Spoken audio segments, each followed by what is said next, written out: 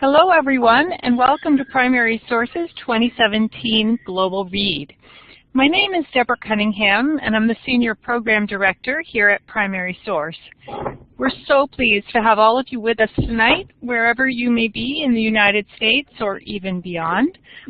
I believe that teachers from 25 different states registered for this event today, so half of the country may ultimately be represented here. This is Primary Source's 7th annual Global Read event. Each year, our staff chooses a work of literature that illuminates some particular place in the world and the concerns of people there, whether they're historical ones or current. Today, our story comes from China in the time of the Boxer Rebellion, and it's a two-part tale that's been personalized, dramatized, and transformed into breathtaking art by our guest speaker, the graphic novelist Gene Luen Yang. In a few moments, we'll hear from Gene directly as he discusses his acclaimed books, Boxers and Saints. I would just like to note that this is the first time our Global Read has featured a graphic novel, though we have long loved this genre. So we are pushing into new formats and topics, just as Gene himself has urged readers to do in his Reading Beyond Walls challenge. I hope those of you here today have enjoyed Boxers and Saints as much as our staff here at Primary Source has. Before we get to the main presentation, I want to pause for a moment to introduce Primary Source, since some of you may be joining us for the first time. As you can see here, we're a nonprofit organization started by teachers for teachers with a specific goal of bringing the wider world to students in ways that are engaging and approachable. We do this through professional development programs for K-12 teachers that are focused on global content and themes, both face-to-face and online. We also produce multimedia resource guides and curricula about world cultures and topics, which are accessible through our website. And whenever we can, we bring teachers on international study tours to experience the world firsthand and bring it back to their students. In that spirit of exploring the world, in this case through books, I'd like to introduce our presenter today. Gene Luen Yang is a cartoonist and graphic novelist who joins us today from the Bay Area in California.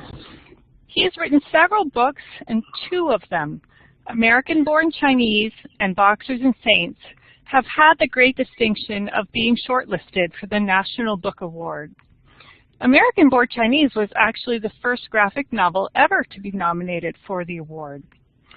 Gene has additionally won the American Library Association's Prince Award, the Eisner Award for the Best Graphic Album, and for Boxers and Saints, he won the LA Times Book Prize. A few months ago, Gene topped it all off by being named a MacArthur Fellow, and if you haven't seen it, I recommend watching the MacArthur Foundation's delightful video about him, which is linked from our Boxers and Saints Pinterest board. I'll post that link for you in a moment.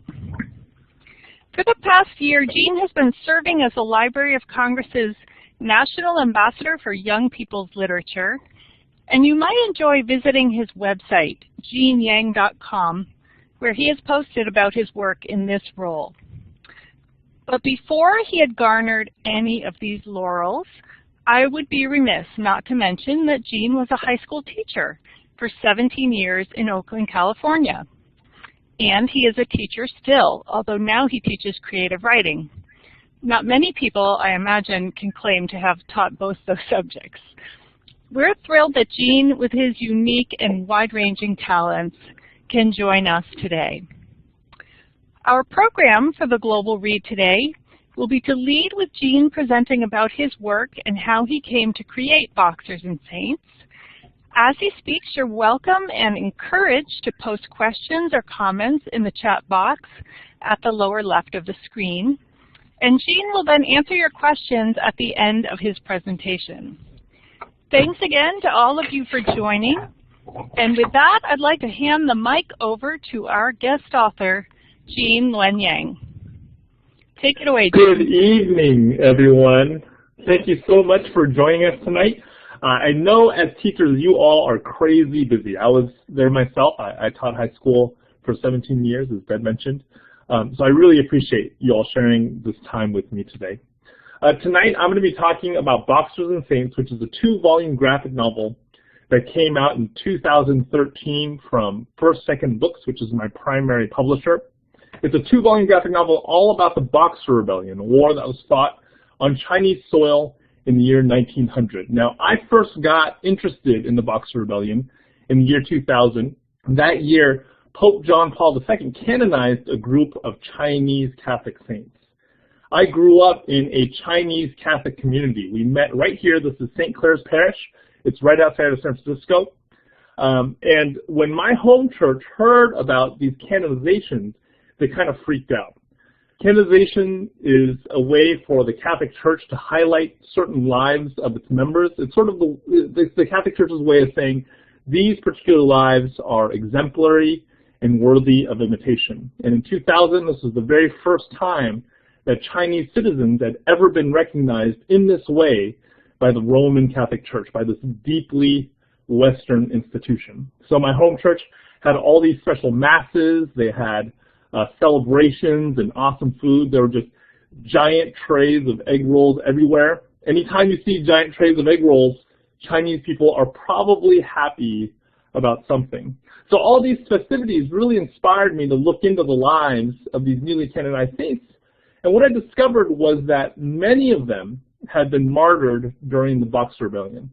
And they were killed specifically because back then, if you were Chinese and you embraced a Western faith like Christianity, you're seen as somebody who had turned your back on your culture. You had turned your back on your family, on your community, and on your nation. And the more I read about the Boxer Rebellion, the more I felt like it really mirrored this tension between East and West that I had felt as an Asian American growing up in America. So I really wanted to do a project about it. Now, to get this project done, I had to struggle through 3 different questions, and I want to share these 3 questions with you. The first one was most basic. What exactly was the Boxer Rebellion? Because I went to school in America, and because in most American history books, the Boxer Rebellion gets at most 2 paragraphs, when I started on this project, I barely knew anything about the Boxer Rebellion. So what do you do when you barely know anything about something? Well, you go to your local library, and that's exactly what I did. So for about 1.5 years, every day after I got off of work at the high school where I was teaching, I would go to my local university library. I would go to the library of Cal State East Bay University, and I'd spend several hours there reading as much as I could about the Boxer Rebellion and about turn-of-the-century China. What I learned, I found incredibly fascinating.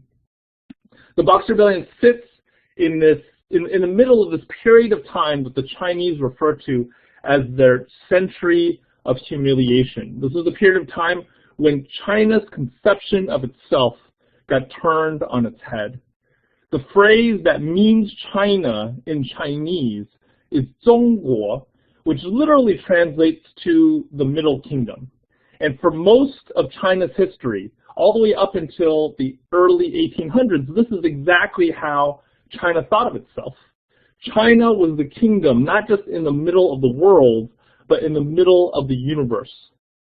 Everything inside of China was civilization, everything outside was barbarians.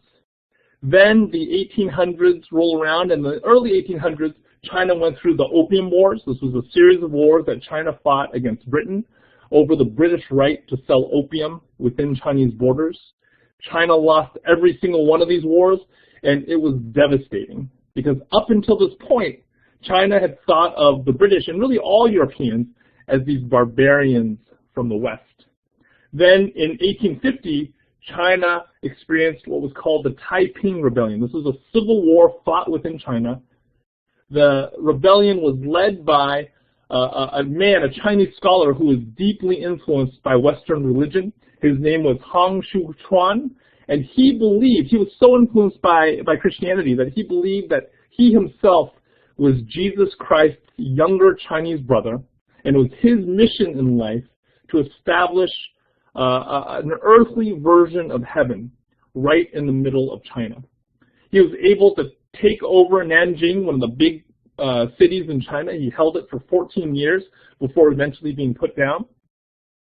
So he lost at the end, but at the cost of thousands of lives and countless treasure. He left China in a deeply weakened state. Then in 1844, China went up against the French. I don't know if you all know this, but France actually has this reputation of not being able to win any wars. In fact, for a while, if you went to Google and you searched French military victories, you would actually get a page that looked like this. Did you mean French military defeats? It was Google's way of poking fun at France. I think they got in trouble for this, so this doesn't really happen anymore. But in any case, the French may have a reputation for losing wars, but they did win at least one war. They won against the Chinese in 1884. And then at the very end of the 1800s, in 1894, China went up against Japan. Now, for most of these two countries' histories, China had considered itself larger than Japan, larger in every sense of the word, not just geographically, but also in terms of culture, in terms of military, and in terms of economy. So for China to lose to Japan, this formal vassal state, this was utterly humiliating. A lot of Chinese living during this time felt like their entire world was ending. And they weren't the only ones. In fact, many people at that time believed that China, this unified country, was about to get broken up into these different pieces. This is actually a political cartoon that expresses this idea from that era. So the Europeans and the Japanese all went into China because they all wanted a peace if China were to break up.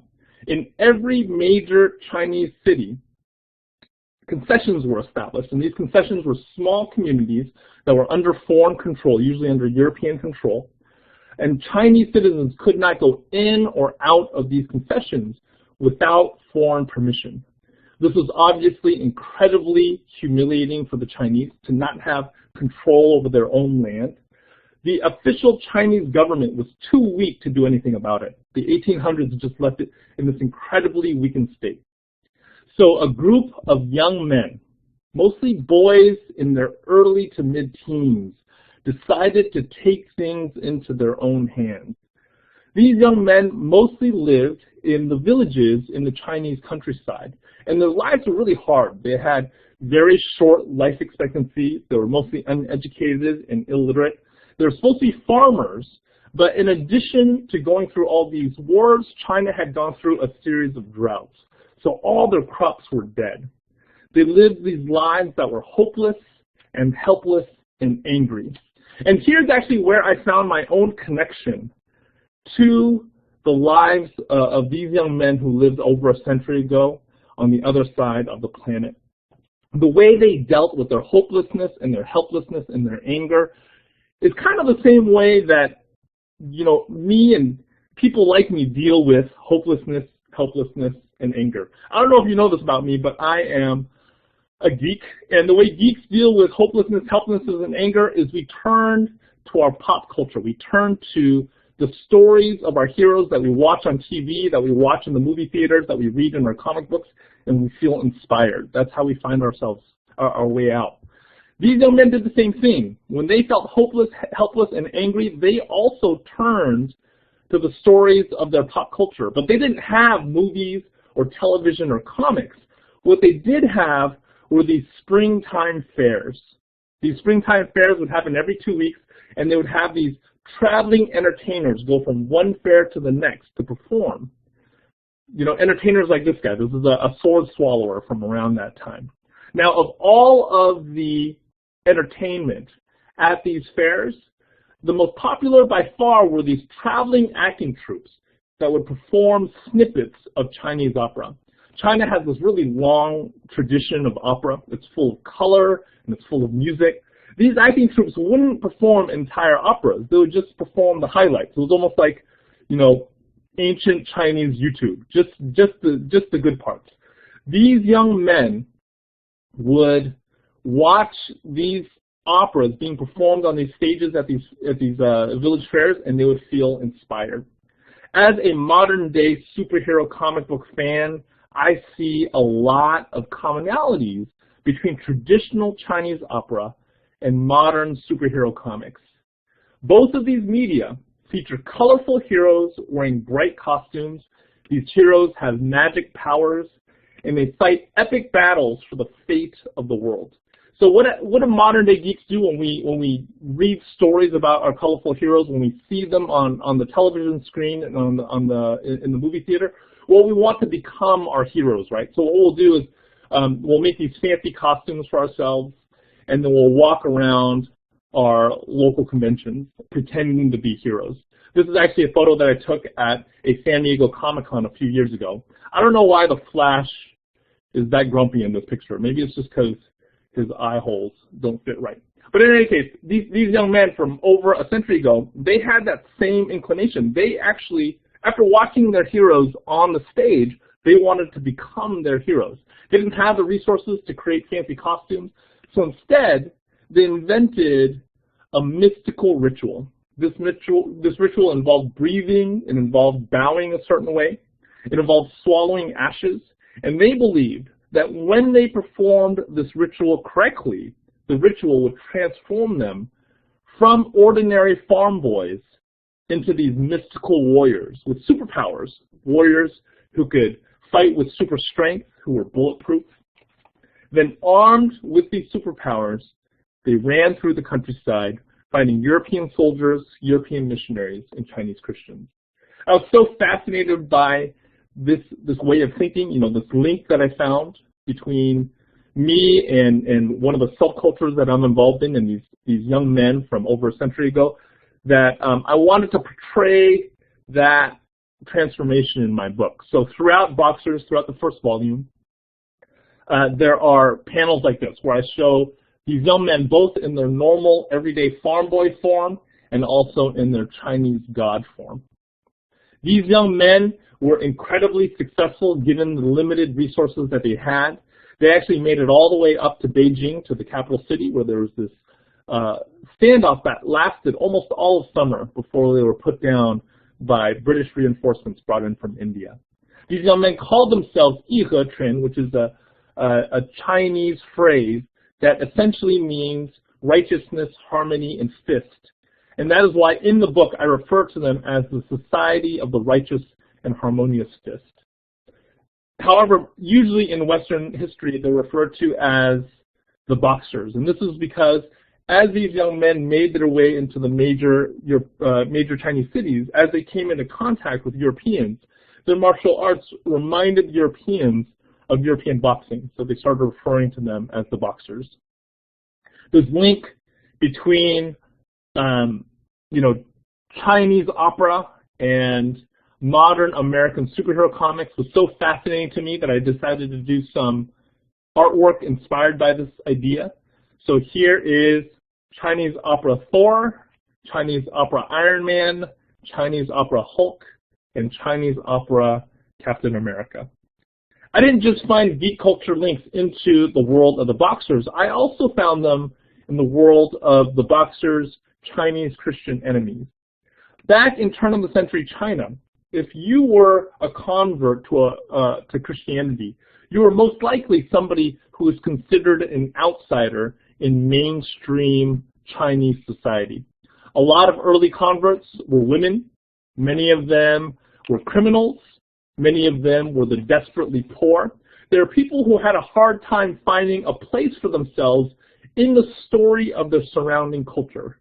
So what did they do? They turned to the stories of another culture. They turned to the stories that these Western missionaries were bringing in from Europe. And they looked for reflections of themselves there. This act of looking for yourself in the stories of another culture reminded me of another corner of modern American geek culture. It reminded me of these folks right here. These are American anime geeks. These are American fans of Japanese animation. So when I was teaching at that high school, we had an anime club. And this definitely wasn't true of every member of that anime club, but I would say a significant portion of our anime club was made up of young women and men who had a hard time finding a place for themselves in modern American high school culture. So what did they do? They turned to the stories of another culture. They turned to the stories of Japan. and they looked for reflections of themselves there. I also wanted to illustrate this dynamic in my book, so in the second volume, in Saints, I have scenes like this. In this particular scene, a young woman who eventually converts to Christianity sees for the first time a story from another culture. In this case, it was the story of Joan of Arc. Like I said, I researched for about a year and a half. My research ended here. This is a photo that was taken in a Jesuit archive in Vanves, France. I was lucky enough to get to go there and spend 3 days looking through these old photos and old writings from turn-of-the-century China. A lot of the photos that I've shown you up until here were actually gathered during this 3-day trip to Vanves. During this time in this archive, I kept encountering photos that looked like this. I actually cropped this photo so that it would be a little bit more tasteful. Had I extended it down maybe another 2 or 3 inches, you would see all these headless bodies lying on the ground. The young man holding the machete had just performed an execution, a mass execution. I encountered photo after photo of these really atrocious acts of violence. And during that trip, looking at these photos, I decided that I had to, just to stay faithful to the source material, I had to make Boxers and Saints much more violent than I already planned. So Boxers and Saints is definitely by far the most violent book that I have ever done. So that was the first question that I struggled with. What exactly was the Boxer Rebellion? The second question was, who are the protagonists? Now, as I went through my research, I kept having the same experience over and over again. I would read one source and I would think to myself, man, these boxers, they are definitely the heroes of the story. But then I would read another source and I would feel like, nope, that's not true. The boxers' Chinese Christian enemies, those are actually the heroes of the story. In the end, that's why I had to do 2 volumes. You know, I just couldn't decide who the heroes were. So the good guys in one book are the bad guys in the other. After I figured that out, I did an outline to see where the connection points were between the 2 stories. And then I moved on to doing character designs. So what I like to do is for each of my major characters in my story, I'll do what's called a model sheet. This is usually an illustration of the character, full figure from a couple of different views, and then I would also show a few of his or her most common facial expressions. I kept these model sheets taped up by my desk as I was drawing the book to make sure that my drawings would stay consistent. Boxers and Saints as a whole took me 6 years to do. And in 6 years, a person's drawing style can change drastically. These model sheets kept me from changing too much. After I finished these model sheets, I moved on to actually writing the script. And what I like to do is I like to have a motivating question center everything inside of a script. It kind of keeps me focused as I'm writing. So for the first volume, I decided on the motivating question of what does it mean to be a hero. I wanted this first volume to be all about heroism, about what a hero is. So to illustrate it, I looked at different heroic storytelling traditions, things like traditional Chinese opera and superhero comics, and also Chinese war epic movies. I don't know if you've ever seen a Chinese war epic movie, but I haven't seen a ton of them, but I've liked every one I've seen. This is actually my favorite one right here. This is called The Emperor and the Assassin. Chinese war epic movies are almost always super long, super colorful, super bloody, and super sad at the end. So that's what I wanted Boxers to be like. I wanted it to be super long, super colorful, super bloody, and super sad at the end. That's why the entire first volume, Boxers, is colored like this. I worked with my colorist, Mark Pian, and together we created a full color palette that drew from superhero comics, Chinese war epics, and Chinese opera. Now for that second volume, for Saints, I decided to center it around the question of what does it mean to be a saint. Now regardless of what faith tradition you're from, sainthood, saintliness, is almost always connected to humility. I found example after example of this. For instance, St. Augustine has this quote. He says, "It is pride that changed angels into devils. It is humility that makes men as angels. And this isn't just a Western idea. Gandhi had a very similar quote. He said, "It is unwise to be too sure of one's own wisdom. It is healthy to be reminded that the strongest might weaken and the wisest might err." This also is not just an idea that is exclusive to dead religious men, because Katy Perry once said, "I pray for humility honestly, because it's very easy to get caught up in this world." I wanted to talk about what does it mean to be a saint. Saintliness is connected to humility, so I wanted this second volume to be humble in every way possible, especially in comparison, in contrast to that first volume.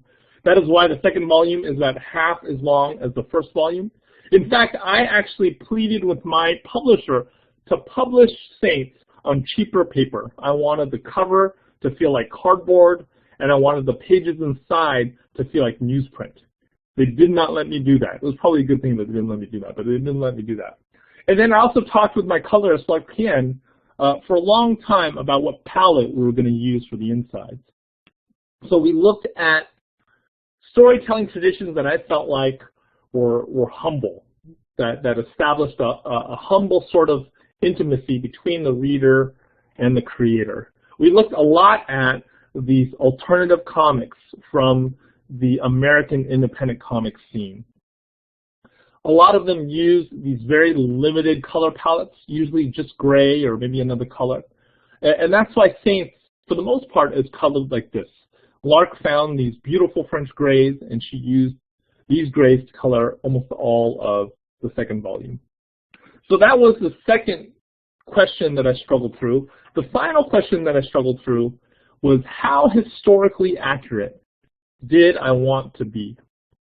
Well, Boxers and Saints is a work of historical fiction. The two main characters are made up.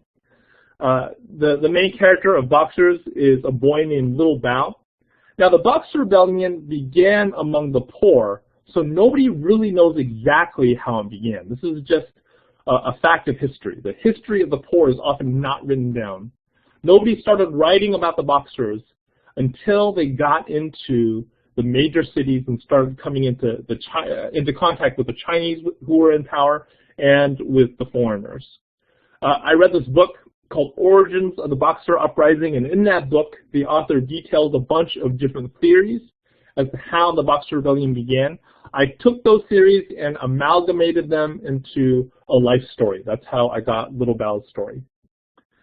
The main character of Saints is a young woman named Four Girl who eventually converts to Catholicism, and she is actually inspired by one of my relatives. I have a relative who converted to Catholicism as an adult.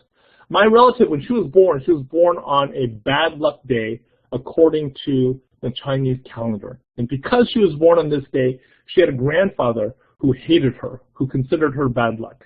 She had a little sister who was born on a good luck day, and whenever the grandfather had treats, he would give them to the little sister, but not to her. She grows up and she becomes a Catholic. She converts to Catholicism. She never connects these two things in her head. But when she tells me these stories, I can't help but see those connections. She was not able to find a place for herself in the stories of China, so she looked to the stories of another culture. She looked to the stories of Western Catholicism. So these two main characters are fictional, but I do have historical figures in my narrative. There's a spirit that haunts Bao named Qingxi Huangdi, and he is actually a historical figure. He is the first emperor of China. The Chinese have very ambivalent feelings towards the first emperor of China. First, they are proud of what he did. He took 7 nations, 7 warring nations, and unified them into a single country, a country that lasted until today. But they also recognized that the first emperor was a little bit nuts. He was the guy who had the Great Wall built at the cost of thousands and thousands of lives. And he was also the guy who wanted to be buried with the terracotta soldiers. He wanted to be buried with an army so that when he got to heaven, he could raise it. Prince Tuan is another character from the Boxer side, and he is also a historical figure. This is what he looks like as a cartoon and as a wax figure in a British museum. Prince Tuan was one of the most conservative members of the imperial court in turn-of-the-century China. He really was a huge supporter of the Boxers because he felt like the society of the righteous and harmonious fist was a vanguard of traditional Chinese values and traditional Chinese culture. Over on the saint side, I have Joan of Arc, who is, of course, a historical figure. Now, Joan of Arc really, historically, had nothing to do with the Boxer Rebellion, but I wanted to include her at least as a mystical figure because the more I read about the Boxer Rebellion, the more I was reminded of Joan of Arc. I am a Joan of Arc fan. She fascinates me to no end.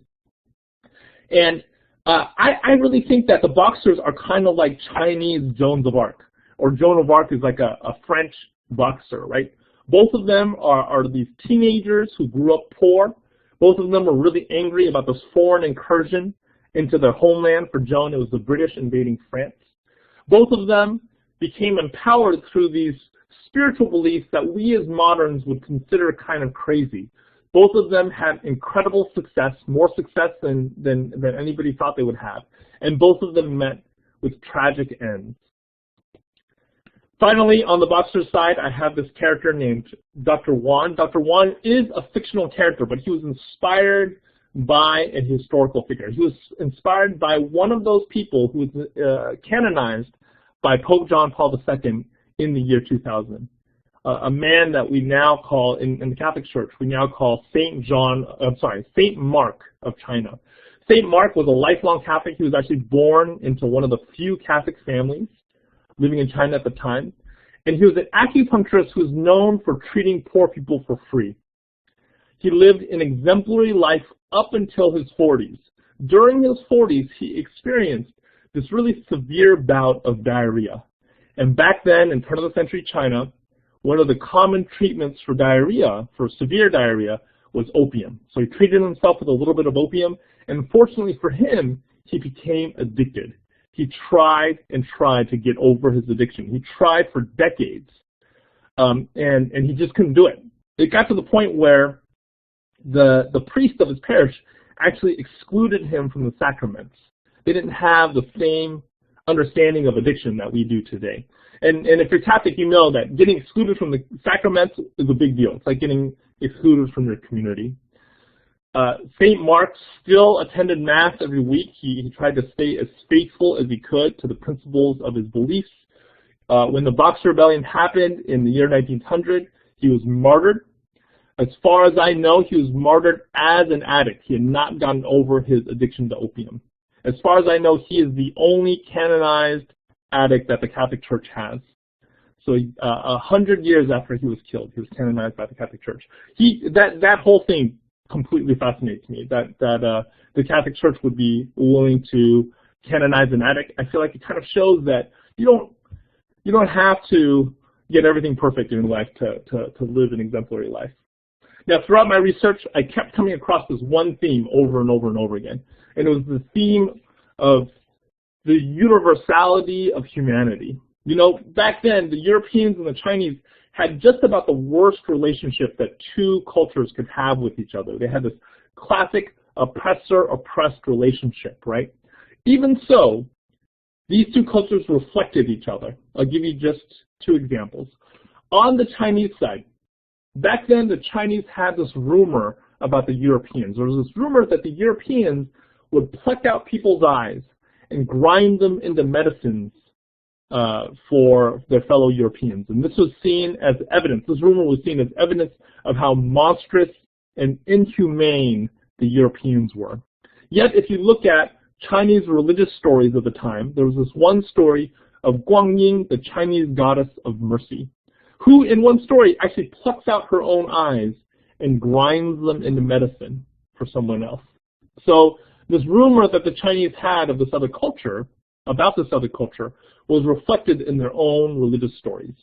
On the other side, the Europeans back then had a rumor that the Chinese would sacrifice their own children to their pagan gods. And this rumor was taken as evidence of how monstrous and inhumane the Chinese were. Yet if you look at European religious stories of the time, the dominant religious story is that of Jesus Christ, who is a child who is sacrificed by his parent. So this rumor that the Europeans were spreading about this other culture was reflected in their own religious stories. As I said over and over again in my research, the theme of common humanity just kept coming up again and again and again. It's a theme that was in the back of my mind as I was working on Boxers and Saints. It's a theme that I hope comes through, at least in part, in my book.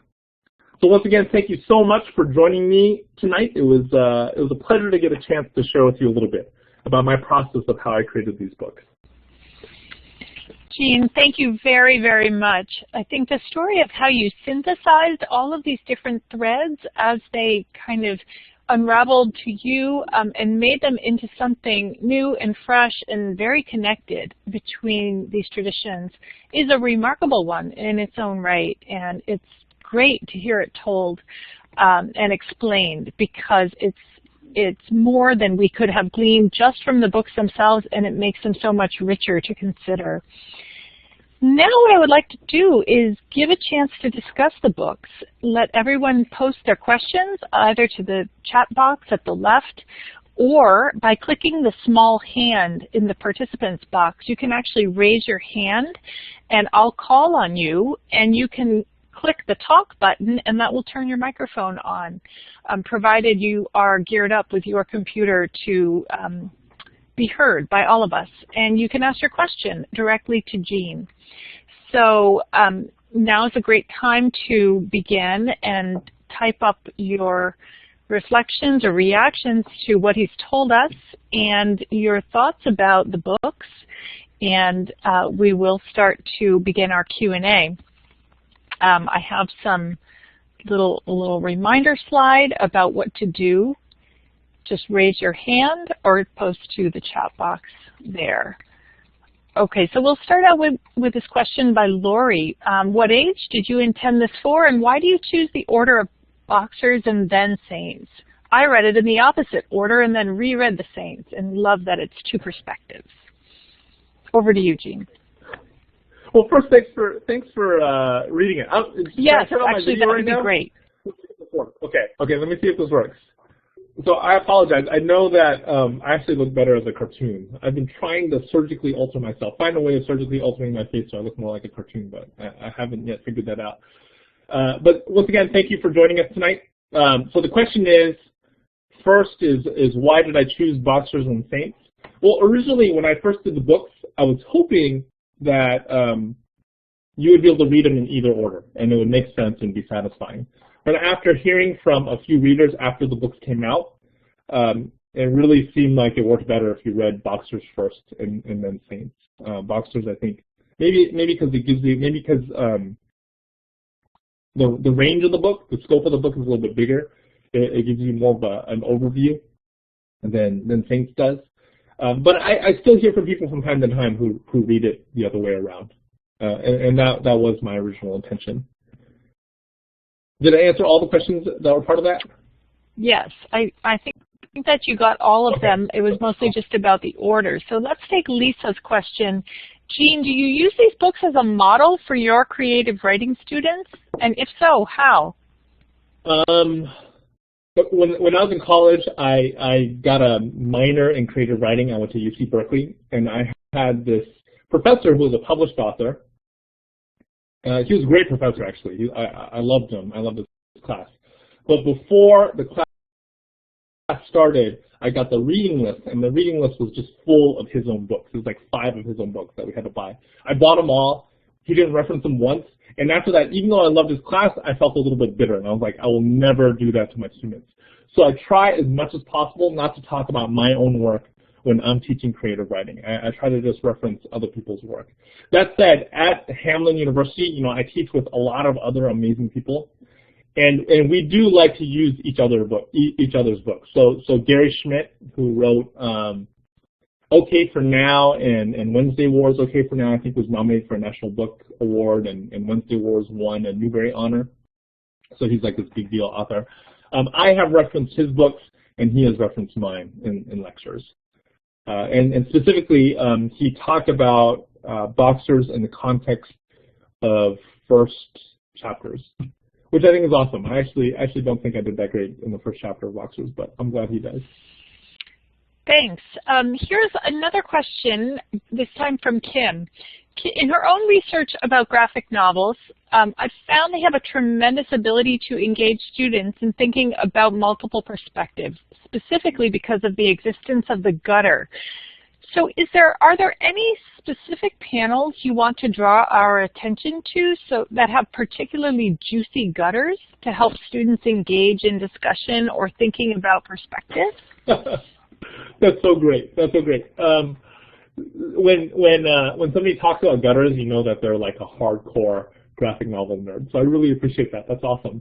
For my book specifically, I think that there are certain points in the narrative where I intentionally took the gutter out for certain reasons. Sometimes it's because I wanted to speed a moment up, and sometimes it's because I wanted to show the intimacy between two moments or between things that were happening in two different physical locations, or even two different realms of existence. So, for instance, I have a scene where Little Bao is in a library, and he's with Mei Wen, and they're reading a book. And I intentionally did not use a gutter to separate the image of them reading and the image of what they were reading. So you can see them reading and what they were reading next to each other. Nice. But who, Carol wants to know, were really the heroes? Each book ends so sadly and tragically, and to her, both main characters are filled with doubts. Neither seems clear in their path, even to the end. Yeah, that was the impression I got when I was researching the Boxer Rebellion. I spent a year and a half reading about it, looking for a hero, and not really being able to find one. I think that often in history you just can't find a clear hero. I just think that for the Boxer Rebellion, there's so much tragedy on both sides. It's hard to say who was right and who was wrong. Within the story, I would say if I had to pick, I would choose For Girl over the Little Bao as slightly more heroic. I think what she ends up doing is preserving her soul while losing her life. Soul in the sense that she doesn't betray who she is, whereas Little Bao does the opposite. He actually betrays who he is and keeps his life. Deanne says, thank you so much, Gene. I loved your books. I'm especially grateful for your decision to present two perspectives of the same event. Your books inspired me to learn more about Chinese history, and I imagine many other readers have had the same experience. I'm curious if there are any plans to convert your novels into a film. I have a Hollywood agent, which is kind of crazy. I have somebody in Hollywood who is shopping a few of my stories around, and I have had discussions with people about Boxers and Chains being turned into something else, but nothing's ever come of it. And I have to be honest, I'm a comic book guy, so to me, the comic book, the graphic novel, is really the final product. If anything happens on top of that, I think it'll be fun.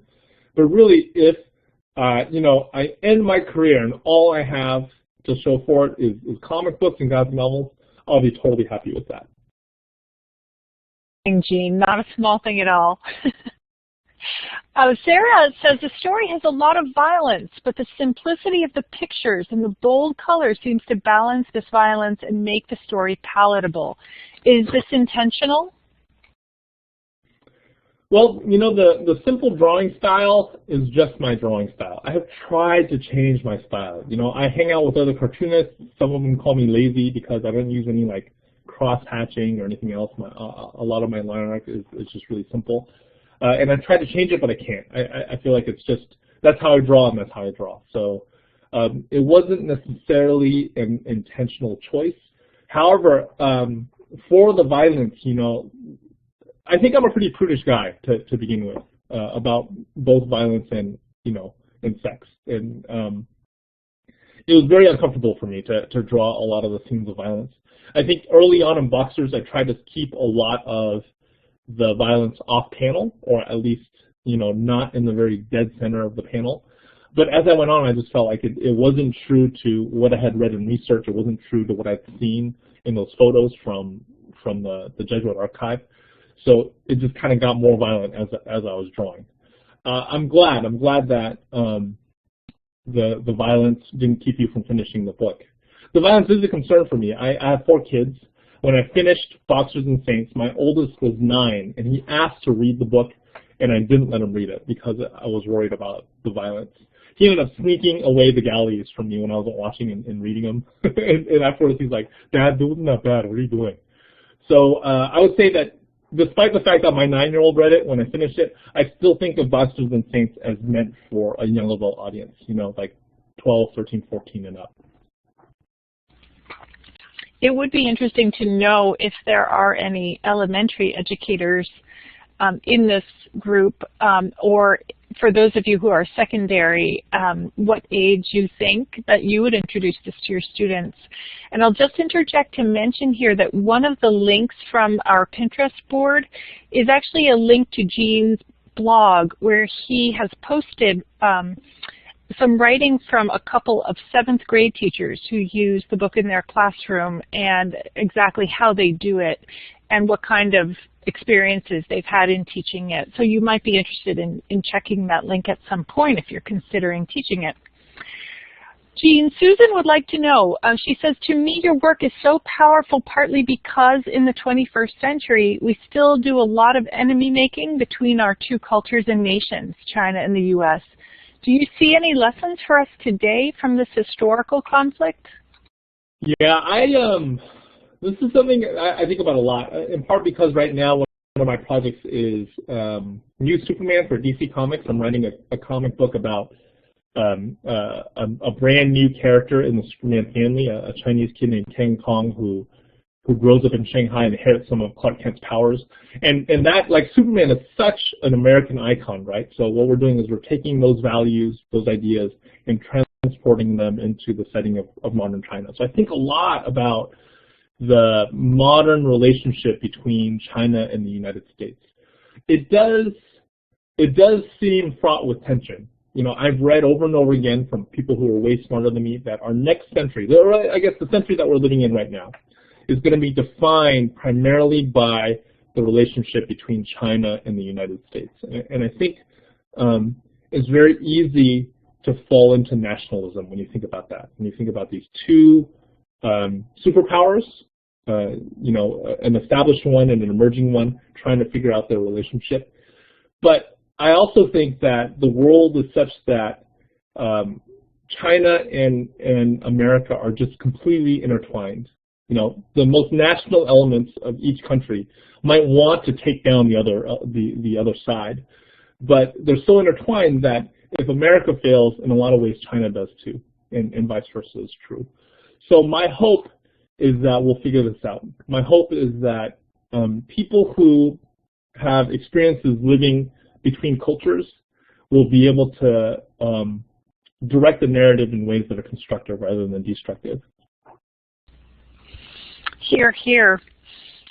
Hannah would like to know what inspired you to make this a graphic novel. Well, I grew up reading comics. I've always loved comics. I think my love of comics is pre-logical. So I loved comics before I knew why I loved comics, But I do love the interplay between words and pictures. I think there's something very powerful about having words and pictures share narrative responsibility. Each has its own strengths. And as a graphic novelist, I would say that I'm okay as a writer. Like I'm moderate as a writer, and I'm okay as an illustrator. And the reason why I gravitate towards graphic novels is because you can kind of cover up your weaknesses in one with the other, right? So when I get to a part that I can't write, maybe I can do that part in drawing and vice versa. But I also think that, writing and drawing, they're 2 really different ways of talking about emotion, of expressing emotion. I think writing is more cerebral. It's more subtle. If you have a subtle emotion that you want to get across, it's usually more effective to do it through writing, whereas images are often more visceral. So if you want somebody to feel something before they have a chance to think about it, if you want them to grasp a really blunt emotion, often doing it through the visuals is the right way to go. Thank you.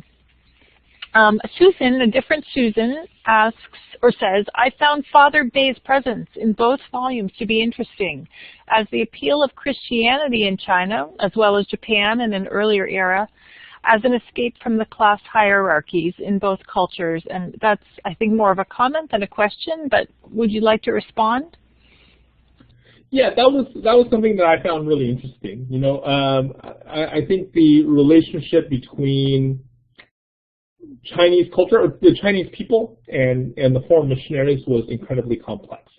Some of that comes out of my own life experience. I grew up, like I said, in that Chinese Catholic community, and there were actually two different. Well, okay, so at the Chinese community, there were these Chinese priests from China who served there, and then there was also this American priest who had served as a missionary in China, and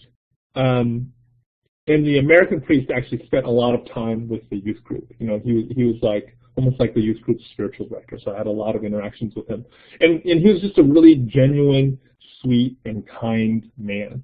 But politically speaking, he was a little bit controversial within the community because he was willing to work with the official Chinese government. You know, he was willing to teach at schools that were approved by the Chinese Communist government, which the Chinese priests were not willing to do. They felt like it was a violation of their own principles.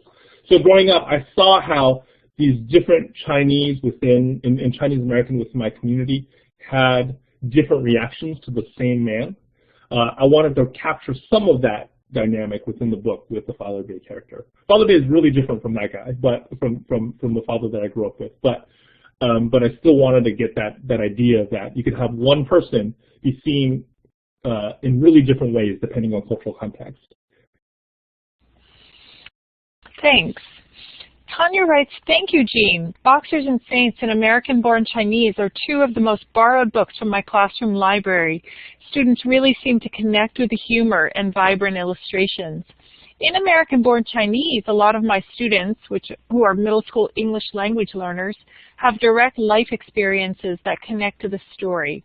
How can I convince my students that the story of the Boxer Rebellion is just as relevant to them? Well, first, thank you. Thank you so much for having my books in your class library. It's an honor to hear that your students are reading them. The Boxers and Saints. This is what I would say. I think there are actually a lot of parallels between the Boxer Rebellion and what we see happening in the Middle East today. You know, at the time of the Boxer Rebellion, a lot of Chinese believed that their traditional culture was being destroyed. It was being destroyed by a foreign influence. I think we see some of that influence, or some of that dynamic now in the Middle East.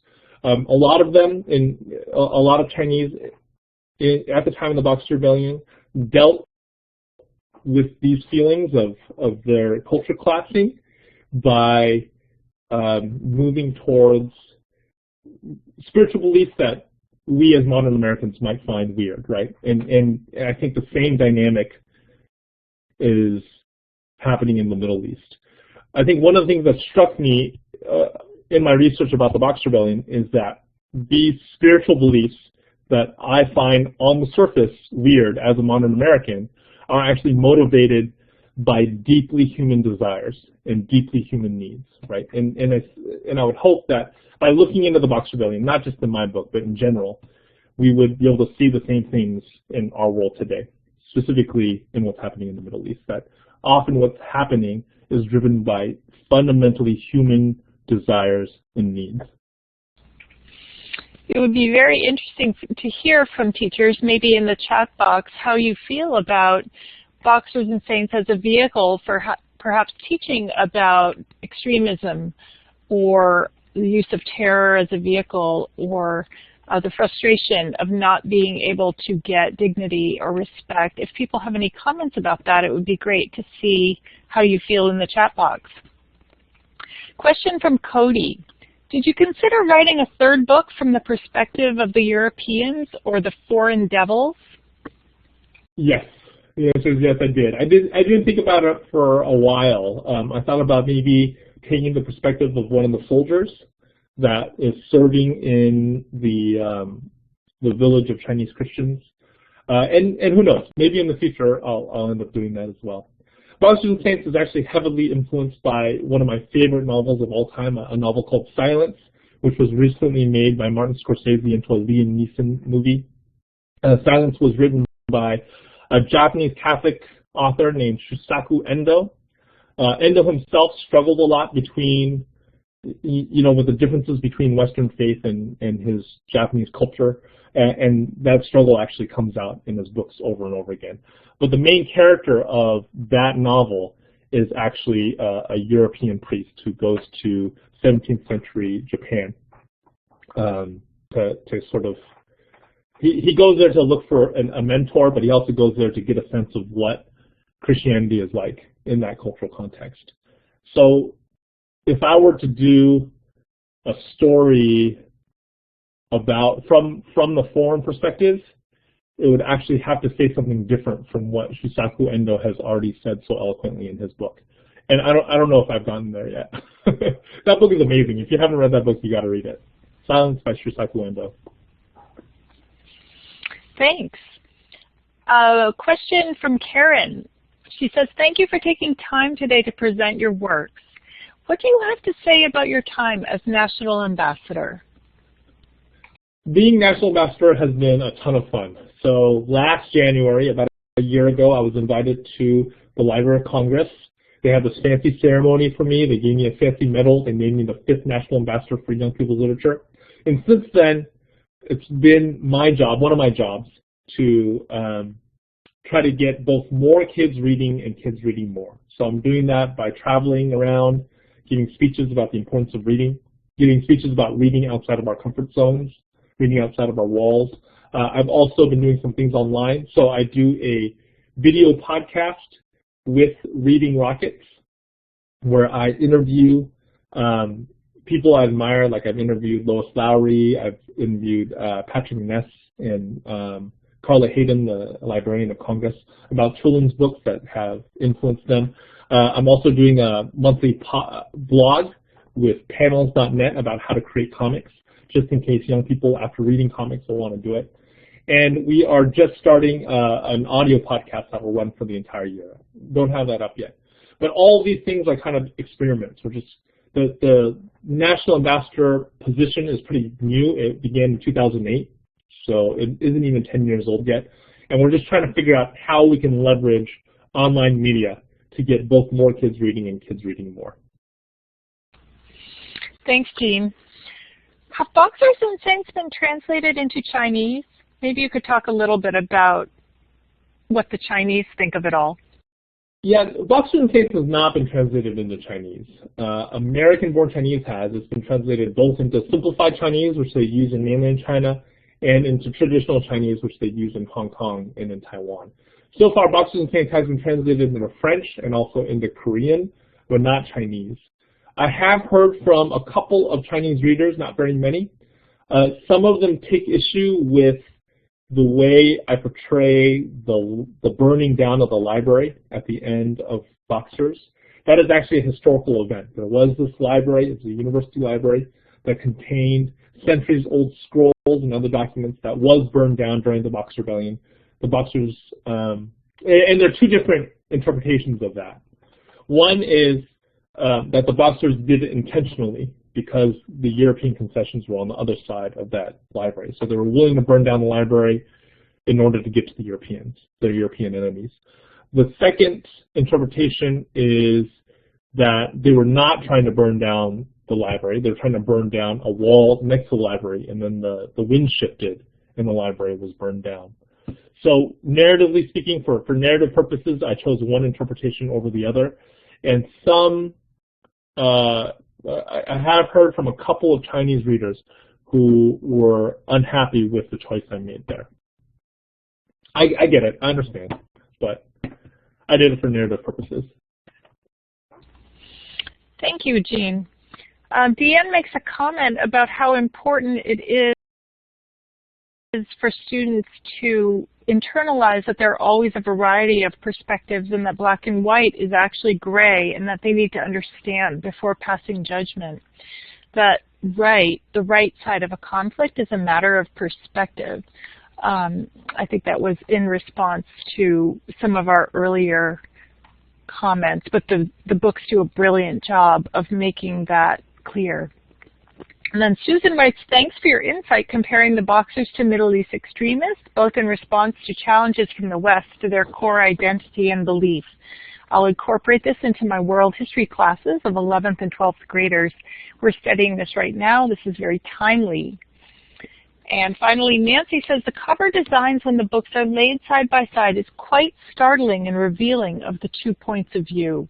How did this design come to you? Well, thank you for all of that. The cover design I can't take complete credit for. It was actually the person who came up with it is named Colleen A. Venable, who was the designer at First Second Books at the time. She has since moved on to Workman Press, and it was her idea. I thought it came off brilliantly. So we had a couple of chats over the phone about it. We sent sketches back and forth, and then when we figured out the layout, then I did the drawing. So it really was her idea, and she's a brilliant designer. That's actually one thing that I am terrible at. You know, I can do the insides of the book, but when it comes to the cover or the back cover or anything on the outside, I usually have like brain freeze. So I rely on working with brilliant designers to do that part of the book. Gene, I want to pass along a question from a world history teacher who couldn't be here tonight, but I promised him I'd ask if there was time at the end of the webinar. He uses the books in his teaching, and he wanted to know why you made the protagonists hard to like, if you agree with that judgment that they are. I think both protagonists are deeply flawed characters, right? And I think Little Bao probably starts off as more likable, and then he gets progressively less likable at the end because he sort of moves down this road towards extremism. And then for Four Girl, my hope is that she makes the opposite sort of transition, that she starts off as kind of this curmudgeon-y little girl, and as she moves forward, she becomes more and more likable. As she finds her place in the world, she becomes more and more likable. I actually think that maybe that particular dynamic comes from my own life. You know, often people ask me if when I was a kid, if I was bullied, you know, as a kid, because of some of the other books I've written, I've dealt with the theme of bullying.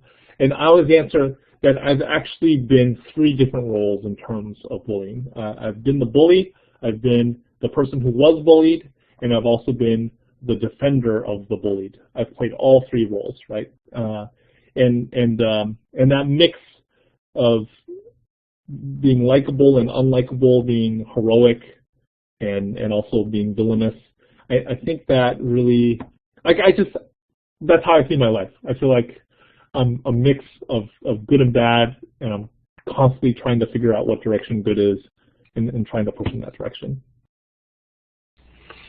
That is such a subtle and fantastic and humble answer, Gene. Thanks a lot for it. I don't see any other questions in our chat box. So what I'd like to do is advance a little bit and just invite everybody to check out our Pinterest board that Primary Source put together with a great deal of help from Deanne Moore, who is on the webinar with us today. Thanks, Deanne. Deanne mined the internet for various resources that could be useful to a teacher in teaching about the Boxer Rebellion. So these range from interviews with Gene to articles that cite the feelings of Chinese today about the rebellion, how it's remembered historically by the Chinese, to texts that look at the meaning of the rebellion, to the pop culture dimensions, to Gene's favorite graphic novels, some of Primary Source's favorite graphic novels about China. There are a handful, not an overwhelming number, but there are a handful of specially selected resources in this Pinterest board that we invite you to check out for further learning Once your students are intrigued by the rebellion, their questions will lead you on to new avenues of research. So you might suggest some of these to them as you feel appropriate. So the Pinterest board is generally posted to Primary Source's collection of Pinterest boards, but here is the exact address if you would like to see it. Gene, our time is winding down, so I wanted to thank you again for this amazing evening, this amazing presentation that you've given us. I don't think I've ever seen photographs of the Boxers that are so sharp and so amazing. So simply for your historical research alone, I would want to say thanks. It's quite a feat, and I feel you'd be a qualified history teacher as well as computer science as well as creative writing. So you are a marvel. And thank you for sharing all of this with us tonight. Do you have any particular comment that you would like to leave with us before we say goodbye?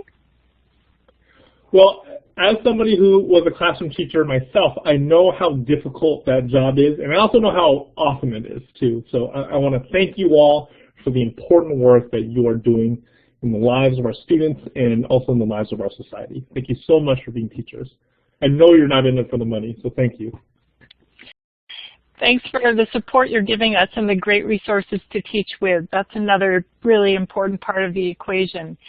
Good luck, Gene, in your future ventures. Thank you for your work as National Ambassador for Young People's Literature, and thank you for joining our Global Read tonight and making it great.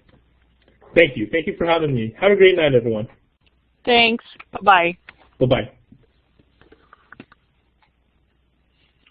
Well, thank you all for joining, and we will see you online and hopefully in future webinars for Primary Source. This webinar will be posted to our YouTube channel where we catalog most of our webinars, so you can go back and watch any of them.